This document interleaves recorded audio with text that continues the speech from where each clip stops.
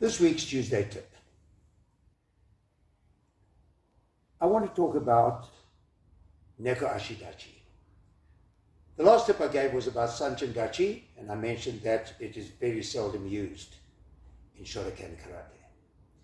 The same applies to Neko ashi dachi.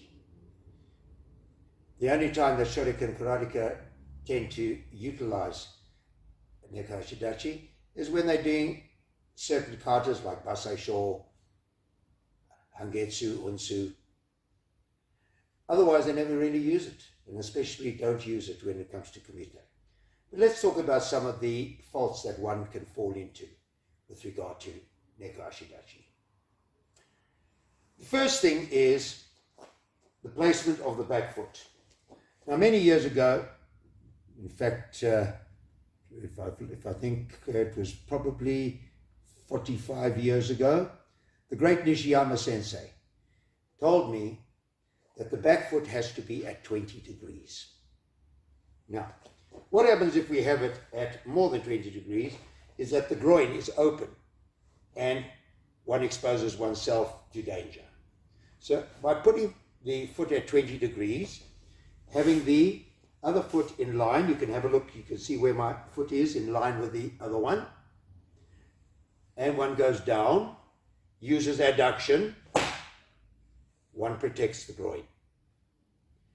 Now, this is in principle a high stance, which means that balance and stability are not the strongest points of the stance. How do we correct that? The first thing is, one of my tips before about the need for flexible ankle is the more one can bend as much as I'm doing now, because of flexibility of ankle, one can then place that foot there, go down, down, down, clamp. But you notice what's happened. By going down, look where my butt is. It's sticking out backwards.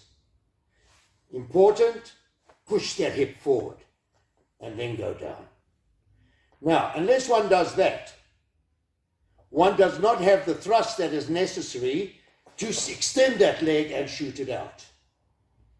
One is here, the butt a bit back, and you've just got this little kick over there, which could be effective, but most likely ineffective. So what is needed is flexible ankle, compression, butt forward, so that one can explode that hip forward. One blocks and explode that hip forward, or if necessary, drive with that back leg in order to do a gyakuzuki or any other strike counter.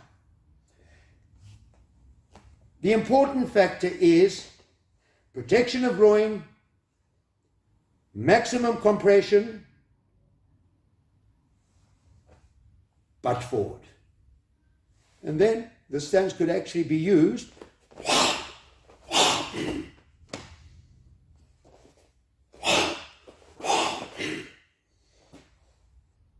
could be so valuable for close quarter fighting.